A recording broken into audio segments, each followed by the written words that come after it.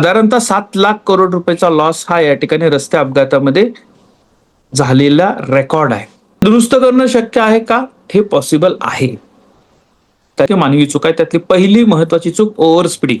रस्त्यावर पहिला अधिकार पायी चालत जाणाऱ्यांचा हे लक्षात घ्या. करिअर कट्टा, युवकांच्या सर्वांगीण विकासासाठी.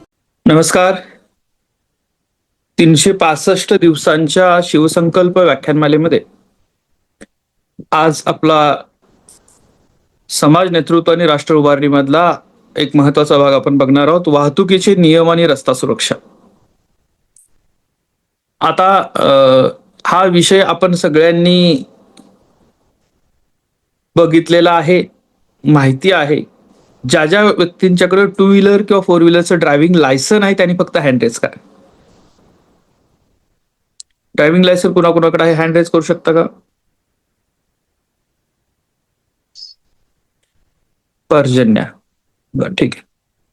म्हणजे 2-4 लोकांच्याकडे ड्रायव्हिंग लायसन आहे. चला, इथून पुढची सुरुवात आपण करूया. सौथे आता सगळ्यात महत्वाचं लक्षात आहे, एक सेशन आपण याच्यावर घेतलेलं होतं. पुन्हा आपण या ठिकाणी थोडंसं सविस्तर चर्चा करणार आहोत, कारण हे सेशन आपल्यासाठी फार महत्वाचे आहेत. एक व्यवस्था पहिल्यांदा समजून घ्या की रस्त्यावर पट्टे मारणाऱ्या, म्हणजे रोड मार्किंग ज्याला म्हणतात, ती व्यक्ती, सिग्नल लावणारी व्यक्ती, वेगवेगळ्या पद्धतीचे रस्त्याच्या साईडला साईनबोर्ड लावणारी व्यक्ती किंवा यंत्रणा आणि आपले कॉलेजेस याच्यामध्ये समन्वयाचा अभाव आहे. समन्वयाचा अभाव म्हणजे काय? की आपल्या कुठल्याही सिलेबसमध्ये हे शिकवलं जात नाही की नेमकं पिवळ्या सिग्नलला काय करायचं आहे, नेमकं या ठिकाणी रस्त्याच्या कडेला लावलेले जे बोर्ड आहेत त्याचा अर्थ काय असतो, नेमकं या ठिकाणी रस्त्यावर जे वेगवेगळ्या रंगाचे पिवळे, पांढरे, काळे पट्टे मारले असतात त्याचा अर्थ काय असतो, हे आपल्याकडे सांगितलं जात नाही. सीबीएसईच्या काही सिलेबसमध्ये अलीकडच्या कालावधीमध्ये त्याचा समावेश करण्यात आलेला आहे. स्टेट बोर्डामध्ये केला असेल तर तो मला माहित नाही, त्याच्यामध्ये म्हणजे ती माहिती घ्यावी लागेल. पण माझ्या वेळेला मी शिकलो त्यावेळेला ते नव्हतं, त्याच्यावर आधारित मी बोलतोय. लक्षात. हे मी आज का बोलतोय मित्रांनो, लक्षात घ्या की तुम्ही जर थोडंसं, आता एक तर असं आहे की 2 लोकांनी हात वर केले की आमचं लायसन आहे, पण गाडी किती लोक चालवतात हे विचारलं तर तुमच्यापैकी मला वाटते 65 ते 70% लोकांचे हँड रेज होतील की आम्ही सगळेजण गाडी चालवतो. इथून सुरुवात आहे आपली. पण लायसन्स काढायला ज्या वेळेला आपण जातो ते लायसन्स कसे मिळतात आपल्याला हे आपल्या सगळ्यांना माहिती आहे. लक्षात आहे, तिथे एक प्रोसेस सेट केलेली आहे की तुम्ही या ठिकाणी कमीत कमी 25 प्रश्नांची उत्तरं व्यवस्थित द्यावीत. त्यातनं तुम्हाला 9 मार्क मिळाले की तुम्ही पास व्हाल त्याच्या बाबतीतनं, आणि किमान रेड सिग्नल काय असतो, ग्रीन सिग्नल काय असतो, येलो सिग्नल काय असतो हे समजेल, झेब्रा क्रॉसिंग काय असतं हे समजेल, ओव्हरटेकिंग नॉट अलाउडेडचा साईन कसा असतो, ओव्हरटेकिंग अलाउडेडचा साईन कसा असतो, ओव्हर स्पीडिंग कसं सांगितलं जातं, या किमान गोष्टी समजतील अपेक्षित असतं. पण तिथं देखील बऱ्याच वेळा आपलं दुर्लक्ष होत असतं, कारण मध्यस्थांच्या सहाय्यानं लायसन काढण्याचा प्रयत्न करतो आणि आपल्याला त्या काही गोष्टी या ठिकाणी अडचणीच्या ठरतात, हे लक्षात घ्या. मग आपण या ठिकाणी आज काय बघणार आहोत, तर काही प्रश्न जे आपल्याला विचार करायला लागतात. शेवटचा सिग्नल कधी तोडला होता, तर तुम्हाला माहित असेल त्याच्यावर सर आमच्या गावात सिग्नलच नाहीत, हा भाग असू शकतो. ठीक आहे. किंवा काही ठिकाणी मला सर असतो, तो कधी कधी तर चालू असतो, कधी तर नाही. मुलांना विचारल्यानंतर प्रश्नाची उत्तर, सिग्नल कधी पाळायचा असतो, त्यावेळेला मुलं सांगतात सर ट्रॅफिक हवालदार तिथे थांबलेला असेल तर सिग्नल पाळायचा असतो, असं बोललं जातं. हेल्मेट न घालता बाईक कधी चालवले, तर नागपूरमध्ये आता बऱ्यापैकी हेल्मेट सक्ती व्हायला लागलेली आहे. शंतनू किंवा आर्यन हे पुण्यात ज्यावेळेला बघतात तेव्हा म्हणतात, इथे हेल्मेट एवढी सक्ती नाही का, सगळेच बिन हेल्मेटचे फिरायला लागलेत. आणि पुण्यामध्ये पुणेकर म्हणतात आम्ही इतरांपेक्षा वेगळे आहेत, आम्हाला हेल्मेटची गरज नाही असेल त्याच्यामध्ये. दुसरं महत्वाचं आहे की कितीही मंडळी आपल्यापैकी अशा आहेत की जे मोबाईल कानाला लावून या ठिकाणी गाडी चालवत असतात. म्हणजे हेडफोन वगैरे काही विषय नसतो, कानाला मोबाईल लावलेला असतो, तिरकं झालेलं असतात त्याच्यावरतीतनं, आणि गाडी चालवत असतात. आपल्यापैकी कितीतरी असे आहेत की जे तुमच्या व्हिडिओ कॉल चालू असतो 2 व्हीलर चालवत असताना, हे लक्षात असं.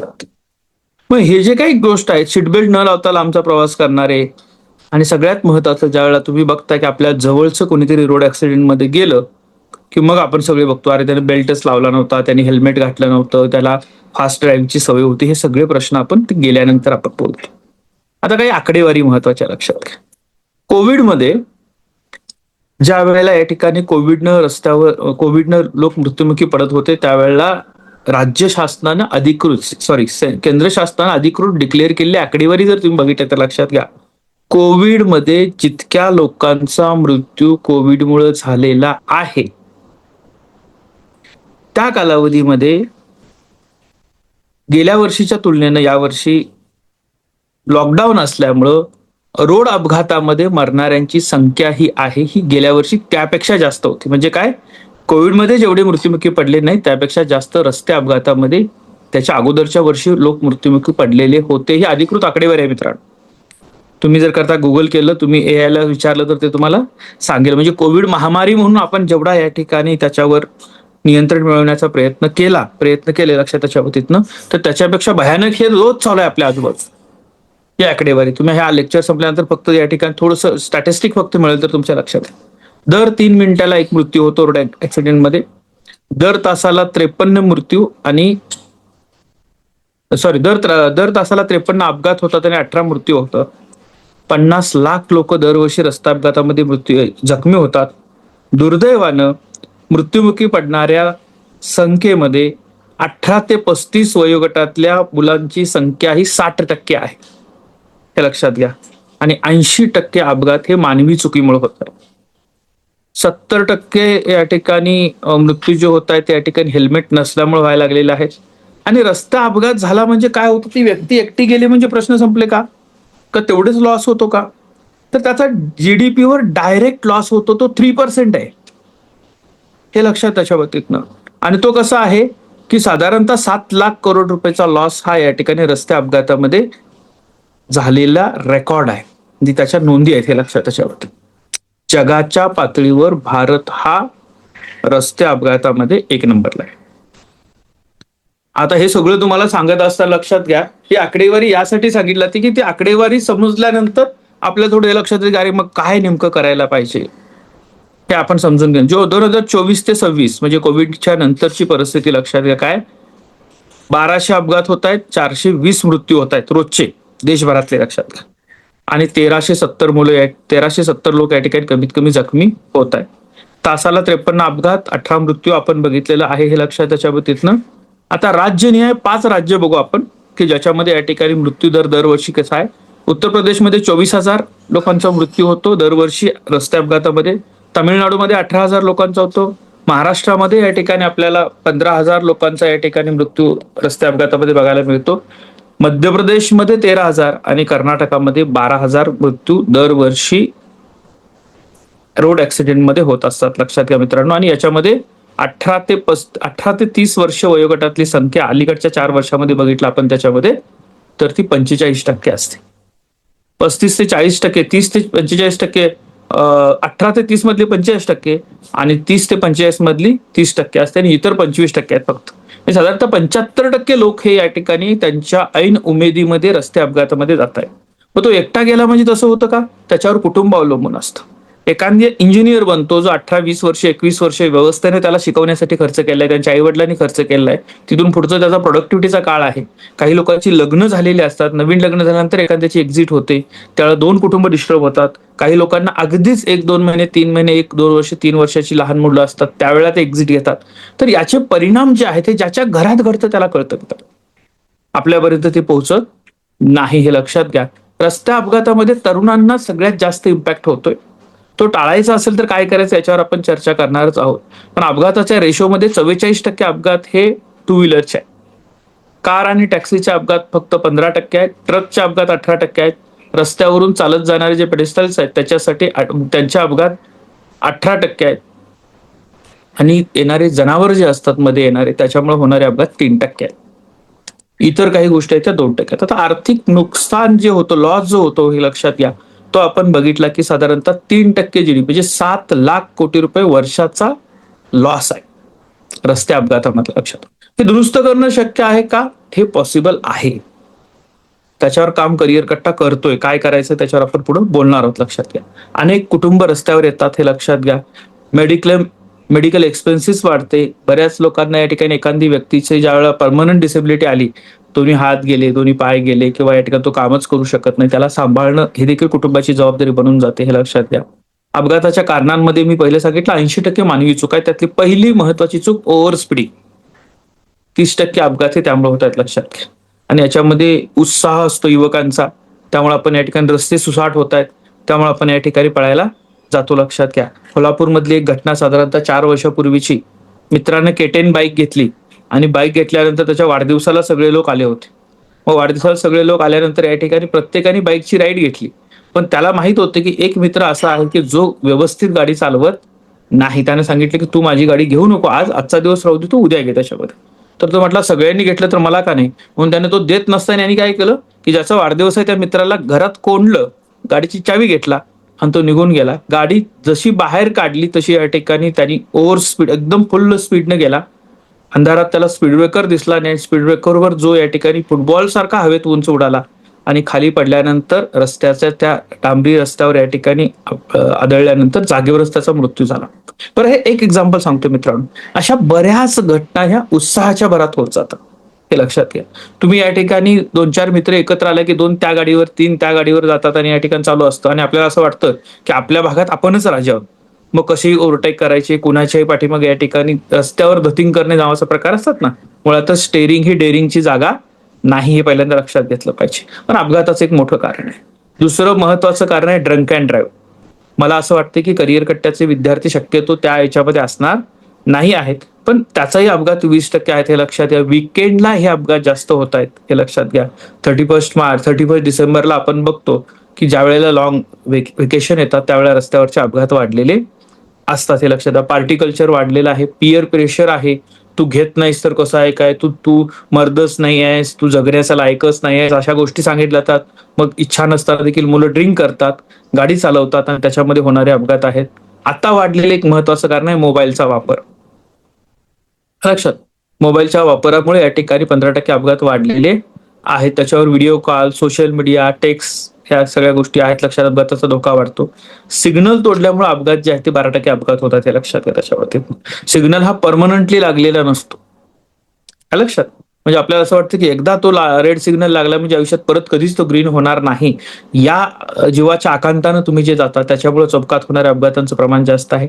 हेल्मेट सक्ती करणं, म्हणजे अशा काही बातम्या येतात आपल्याकडं, हेल्मेट सक्ती केली म्हणजे मग गडकरींच्या पाहुण्यानं कोणीतरी हेल्मेटची फॅक्टरी घातलेली आहे म्हणून हेल्मेट सक्ती करायला लागलेत, किंवा गडकरींच्या पाहुण्यांनी कुठेतरी या ठिकाणी ते मशीन आणलेले आहेत म्हणून दंड जास्त लावायला लागलेले आहेत. म्हणजे याला काय लॉजिक लावतो आपण माहित नाही. गडकरीजींचं काम आणि या गोष्टी ह्या वेगळ्या ठेवू आपण त्याच्यामध्ये. पण हेल्मेट सक्ती मुळातच आपल्यासाठी किती गरजेची आहे. मग हेल्मेट सक्तीचं या ठिकाणी शासन आणतं, मग काही आपले लोकलचे नेते उठतात, ते म्हणतात की लोकांच्या प्रश्न सोडवण्यासाठी आम्ही लढतोय आणि ते हेल्मेट सक्तीच्या विरोधात लढा देतात.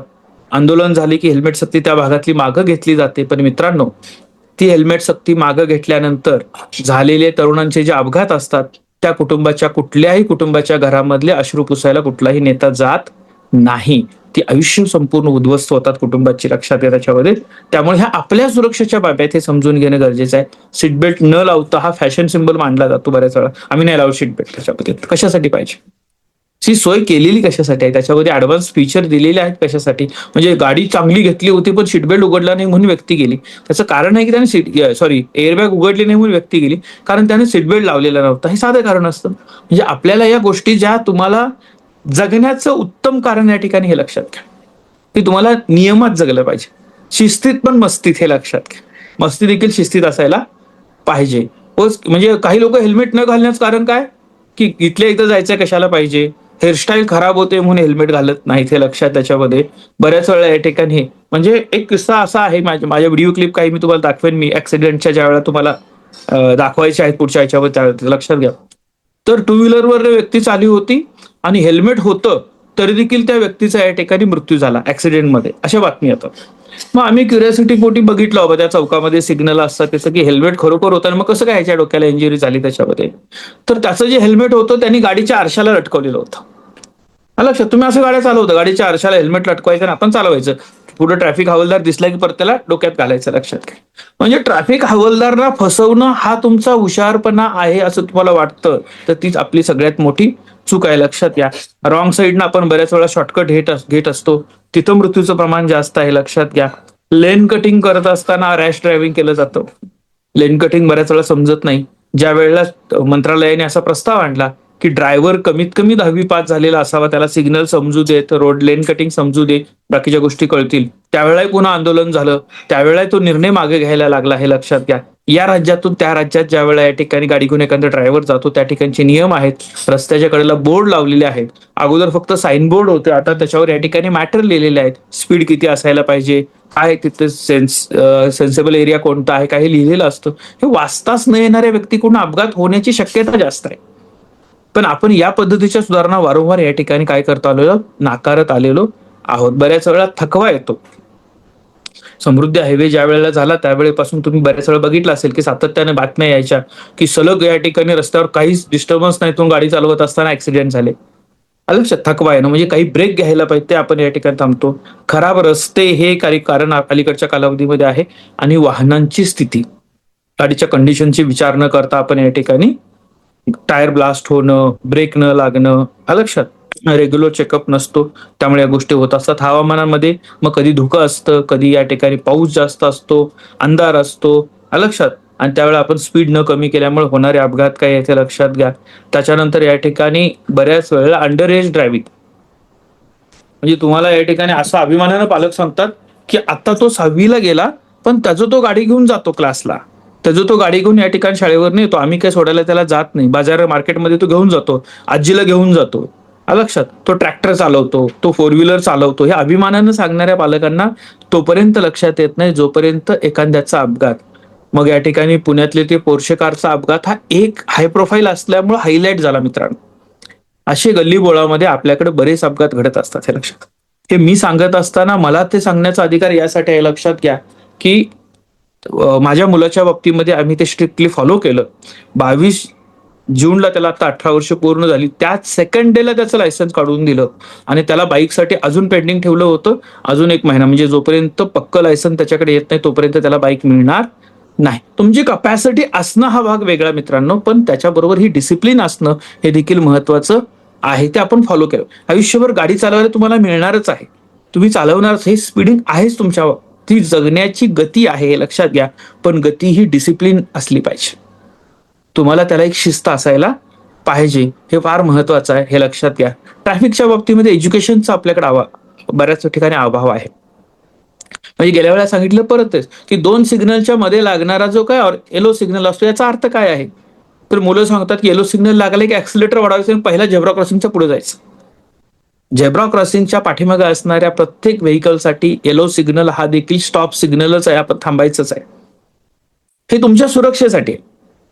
ट्रॅफिक हवालदार चलन नाही करत, ट्रॅफिक हवालदार चलन करतो रेड सिग्नलच्या पुढे आल्यानंतर त्याच्यामध्ये, पण तुम्ही येलो सिग्नल लागल्यानंतर ज्यावेळेला फास्ट येत असता त्या अपोजिट डायरेक्शनला थांबणारी लोक, त्यांना असं वाटत होतं आता रेस चालू होणार आहे, जसं ग्रीन सिग्नल लागतो ते वेगाने येतात, कुणी पुढे यायला लागलाय करायला बघत नाहीत, आणि त्यामुळे तिथं होणारे अपघात जास्त आहेत, हे लक्षात घ्या. रोड मार्किंग स्पष्ट दिलेलं असतं काय आहे सांगण्यासाठी, ते देखील आपण बघत नाही. दुसरं काय होतं की अग्रेसिव्ह, त्यांनी मला कट कसा मारला त्याला दाखवतोच, या पद्धतीने या ठिकाणी तुम्ही हे करतात. एक कोणीतरी तुम्हाला कट मारून जातो, मग तुम्ही या ठिकाणी तिथून जे चालू करता पुढे 200 किलोमीटरचा प्रवास सगळा डिस्टर्ब, प्रत्येकाला कट मारत जायचं. आपण गाडी चालवत नाही, तुमच्या मित्रांच्या मध्ये बऱ्याच वेळा चालू असतं बघा काय, की आपण फक्त काही मित्रांची सवय माहित असते, आता याला बघ कसं करतो, त्याच्या समोर त्याच्या जवळ जायचं, जरासं स्पीड वाढवायचं आणि थांबून घ्यायचं, तो स्पीड वाढून इतक्या लांब निघून जातो, तो थांबतच नाही. लक्षात, हे काय प्रकार आहेत. म्हणजे तुम्हाला जायचं स्पीड कशावर ठरलं पाहिजे, रस्त्यावरच्या गाडींवर तुमचं स्पीड ठरवू नका. तुम्हाला जायचं आहे 3 तासाचा वेळ आहे, 70-80च्या स्पीड तुम्ही पोहोचू शकता तर त्या स्पीडनं जा. तुम्हाला जायचं आहे थोडंसं स्पीडला आहे, गाडीला परवानगी दिली 120 पर्यंत पळवण्याची, गाडीची कंडिशन चांगली आहे, मग मी 120, माझ्या गरजेनुसार मी गाडीचं स्पीड वाढवणं वेगळं, आणि रस्त्यावर कोणीतरी मला कट मारून गेला म्हणून मी स्पीड वाढवणं वेगळं, हे आपल्याला समजायला पाहिजे, हे लक्षात घ्या. 3 सिग्नल म्हणजे रेड, ग्रीन आणि येलो. येलो सिग्नल हा महत्व आहे, रेड आणि ग्रीन तुम्हाला सगळ्यांना माहिती आहे, लक्षात घ्या. येलो सिग्नल हा त्याच्या मधला जो असतो, ज्या ज्या ठिकाणी ट्रॅफिक गँग असतात, सर्कल असतात, तो एक सिग्नल सुटल्यानंतर पुढचा सिग्नल लागायला, तिकडच्या बाजूचा सुटायला जो काही वेळ लागतो, त्याच्यामध्ये आलेल्या गाड्या पास होण्यासाठी ट्रॅफिक क्लिअरन्स टाइम असतो, 4 सेकंद ते 5 सेकंद असतो मित्रांनो, याच्यापेक्षा जास्त येलो सिग्नल असत नाही. तेवढ्या वेळेत त्या व्हेकल जर निघून गेल्या तर पुढच्या बाजूच्या व्हेकल चांगल्या पद्धतीने पास होऊ शकतात, ही साधी गोष्ट आहे. त्यामुळे येलो सिग्नल हा आपल्या प्रत्येकांसाठी रेड सिग्नलच आहे जे झेब्रा क्रॉसिंगच्या मागे आहे. झेब्रा क्रॉसिंग पास करून तुम्ही पुढे गेलात आणि येलो सिग्नल लागला तर तुम्ही जा. पण जर झेब्रा क्रॉसिंगच्या पाठीमागे असताना येलो सिग्नल लागला तर तुम्ही थांबा. जगाचं बघू नका, तुम्ही थांबलात की लोक थांबतील. हे आपण सुरुवात करा. आपल्याला सुरक्षित राहायचं. बरोबर आहे. जान है तो जहान है हे लक्षात ठेवायचं. आपल्याला या ठिकाणी चांगल्या पद्धतीने ही दुसरी महत्वाची गोष्ट काय की जिथं या ठिकाणी रेड सिग्नल लागल्यानंतर युटर्न नाही घ्यायचे. का तुम्ही युटर्न घेता, तुमच्या बाजूला रेड सिग्नल असतो, दुसऱ्या बाजूला ग्रीन सिग्नल असतो, तिकडून फास्ट गाड्या येत असतात, त्यावेळेला युटर्न घेण्याच्या चुका आपण करतो. पिवळा सिग्नल लागल्यानंतर वेग वाढवण्याचं या ठिकाणी काम करतो आणि आपण म्हणतो काय माणसं मध्ये मध्ये कडमडायला लागलेत. बरोबर, सिग्नलवर थांबल्यानंतर सगळं दशावत. रस्त्यावर पहिला अधिकार पायी चालत जाणाऱ्यांचा हे लक्षात घ्या. Two wheeler, four wheeler, cycle यांचा पहिला अधिकार नाहीये. पायी चालत जाणाऱ्या व्यक्तींचा अधिकार पहिला आहे. म्हणून लगेच आज उठल्यानंतर लगेच रस्त्यावर आडवं तेवढं चालत जाऊ नका. पायी अधिकार आहे असं सरांनी सांगितले. पायी चालत जाणाऱ्यांचा पहिला अधिकार जरी असला तरी रोड क्रॉस करत असताना झेब्रा क्रॉसिंग दिलंय तिथूनच रोड क्रॉस करायचे आपल्याला. लक्षात, कारण आपल्याकडची ही सिव्हिक सेन्स जो आहे तो सिव्हिक सेन्स आपल्याला आपल्यापासूनच डेव्हलप करावा लागणार आहे. लक्षात घ्या. रोडवर या ठिकाणी जे 3 प्रकारचे सिग्नल असतात जे तुम्हाला एका पीपीटीच्या माध्यमातून मी सांगेन त्याच्यामध्ये की लाल कलरमध्ये दिलेले सिग्नल काय असतात, पिवळ्या कलरमध्ये दिलेले सिग्नल काय असतात, माहिती देण्यासाठी हिरव्या कलरमध्ये दिलेले सिग्नल काय असतात हे आपल्याला समजायचे आहेत. लक्षात घ्या. म्हणजे काही मोजके जर बघायचे झाले तर stop signal, no entry, speed limit, no parking आणि वन वे हे लाल कलरमध्ये दिलेले असतात. हे लक्षात घ्या. इशारा देणारे कुठले असतात सावधानतेचे, शाळा आहे, शार्प टर्न आहे, घसरता रोड आहे, स्पीड ब्रेकर आहे, छोटा ब्रिज येणार आहे, हे सिग्नल तुम्हाला पिवळ्या याच्यामध्ये दिलेले असतात. हे लक्षात. त्याच्यावर तिथनं इन्फॉर्मेशन देण्यासाठी फक्त काय हॉस्पिटल आहे, पेट्रोल पंप आहे, पार्किंग आहे, रेस्टॉरंट आहे, डायरेक्शन देणारे हिरव्या याच्यामध्ये बोर्ड लिहिलेले असतात. हे लक्षात घ्या. काही स्पीड लिमिटचे झोन लक्षात घ्या त्याच्या तिथनं. ह्याच्यावर मित्रांनो या ठिकाणी याच्यावर आपल्याला या ठिकाणी स्पीड लिमिट दिलेलं नसलं तर देखील काही गोष्टी फॉलो करायच्या. शाळा ज्या ठिकाणी तिथं 20 ते 30चं स्पीड असायला पाहिजे. रेसिडेन्शियल एरिया असेल तर 30 ते 40 स्पीड मेंटेन करायला पाहिजे, त्याच्यापेक्षा कमी. सिटीचे रोड असतील तर 50-60 पर्यंत, स्टेट हायवे असतील तर 80 किलोमीटरचं आहे लिमिट आणि नॅशनल हायवे असेल तर 100 किलोमीटर रनिंग आहे. एक्सप्रेस वेला तुम्हाला 120 ते 140चं लिमिट दिलेलं आहे. मग आता गणेश सारखा एखादा विद्यार्थी प्रश्न विचारू शकतो की सर लिमिटच 140 दिलेला आहे तर गाड्यांच्यावर स्पीडोमीटरवर 200 पर्यंतचा आकडा का दिला जातो, 260 पर्यंतचा आकडा का दिला जातो, हा प्रश्न पडेल ना तुम्हाला. त्याच्यामध्ये शासनाने देऊच नाही ना कायदेशीर. पण मोटर व्हेकल ऍक्ट मध्ये लाईट मोटर व्हेकलला there is no upper speed limit. कायद्यामध्ये वाहन निर्मिती करत असताना किती स्पीड असावं ही तरतूद केलेली नाही. हे पहिल्यांदा लक्षात घ्या. त्यामुळे हे तुम्हाला दिसतं कारण ती गाडीच्या क्षमता, आरपीएम वर गाडी पळत असते, ताकद लागते, त्यासाठी ते दिलेलं आहे. एक भाग. दुसरी महत्वाची गोष्ट लक्षात घ्या की त्या ठिकाणी स्पीड लिमिट दिलेलं आहे. प्रत्येक रोडचं स्पीड लिमिट वेगळं केलेलं असतं, सेट केलेलं असतं, ते आपल्याला पाळायचं आहे. 600 रुपयापासून 2000 पर्यंत आता पावती बरोबर यायला लागलेली आहे, येत असते. हे लक्षात. त्याच्या बाबतीत लेन डिसिप्लिन हा महत्वाचा भाग आहे. म्हणजे आपल्याला नेहमी गाडी डाव्या बाजूला, आता डाव्या बाजूने चालवायची काय याच्यावर थोडंसं आपण सविस्तर बोलूया, कारण याच्यावर सविस्तर मला तुम्हाला काही व्हिडिओ दाखवायचे, काय चुका होतात त्या दाखवायच्या, याच्यावर आपण बोलणार आहोत. हे लक्षात. त्याच्या पद्धतीनं प्राधान्याने रस्ता आपल्याला अँब्युलन्सला द्यायचा असतो, फायर ब्रिगेडला द्यायचा असतो, त्यालाही आपण थोडंसं या ठिकाणी बघायला पाहिजे. हे लक्षात घ्या. पार्किंगचे नियम समजून घेतले पाहिजेत. नेहमीच ड्रायव्हिंग लायसन आहे ते आपल्या सोबत असायला पाहिजे. हे लक्षात घ्या. मित्रांनो, आज आपण स्टॅटिस्टिक माहिती फक्त बघितली, कायदे नाही बघितले, नियम नाही बघितले. हे लक्षात. त्याचं कारण सांगतो तुम्हाला फक्त याची जाणीव व्हायला पाहिजे. 7 लाख कोटी म्हणतात कशाला? दरवर्षी 7 लाख कोटी रुपये रस्ता अपघातामुळे डायरेक्ट जीडीपीवर इम्पॅक्ट होतो. आणि मग जे 18,000 तरुण महाराष्ट्रामध्ये दरवर्षी गेल्या वर्षी मृत्युमुखी पडलेले आहेत, पुढचा नंबर आपल्या गावातला कुणाचाच नाही लागला पाहिजे. आपला नाही म्हणत फक्त मी, आपल्या तर लागलाच नाही पाहिजे, आपल्या गावातला कोणाचा नाही लागला पाहिजे, आपल्या कॉलेजमधल्या कोणाचा नाही लागला पाहिजे. यासाठी छोट्या छोट्या गोष्टी करायच्या, ज्या करिअर संस्थेचा टास्क म्हणून देखील आपण पुढच्या ह्याच्यात घेणार आहोत. हे लक्षात घ्या. आपण शासनाला प्रस्ताव दिलेला आहे की कॉलेजमध्ये ऍडमिशन घेतलेल्या प्रत्येक विद्यार्थ्याला लर्निंग लायसन कॉलेजमध्येच द्या 18 वर्ष झाल्यानंतर. त्याला तिथं सिस्टम बसवूया. करिअर कट्टा त्यासाठी प्रयत्न करतोय. सिस्टम बसवूया आपण. विद्यार्थ्याची तिथे टेस्ट होईल, त्याला सगळी माहिती दिली जाईल आणि त्याच्यातून त्याला या ठिकाणी लायसन्स दिलं जाणार आहे. लक्षात घ्या, 7 लाख कोटीचा इम्पॅक्ट हा फार मोठा इम्पॅक्ट आहे मित्रांनो. आणि याच्यावर या ठिकाणी काही प्रयत्न करायचे असतील विद्यार्थ्यांना सगळ्या गोष्टी समजावून सांगण्यासाठी, तर निश्चितपणे आपण करू शकतो आणि त्याच्यावर करिअर कट्ट्याचे प्रयत्न चालू आहेत. तुम्ही फक्त आज एक काम करा.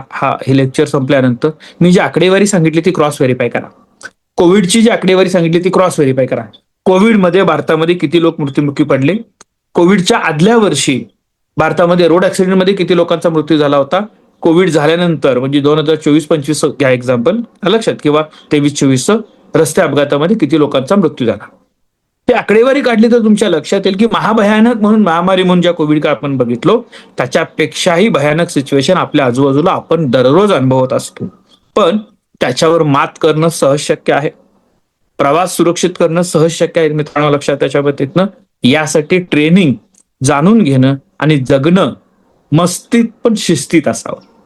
लक्षात, तुमची एन्जॉयमेंट देखील त्याला एक डिसिप्लिन जर असेल, काही गोष्टी पाळायच्या त्या पाळल्याच पाहिजेत तुम्हाला, तर तुम्हाला जगण्याचा आनंद दीर्घकाळपर्यंत घेता येईल आणि आपल्याचा दुसऱ्याला त्रास होणार नाही आपल्या वर्तवणुकीचा, याची काळजी घेता येईल. करिअर संसदेचा, करिअर कट्ट्याचा प्रत्येक विद्यार्थी याची अत्यंत चांगल्या पद्धतीने काळजी घेईल असा मला विश्वास वाटतो. आजच्या सत्रामध्ये सहभागी सर्वांचं मनपूर्वक आभार मानतो आणि हे सत्र संपलं असं जाहीर करतो. धन्यवाद.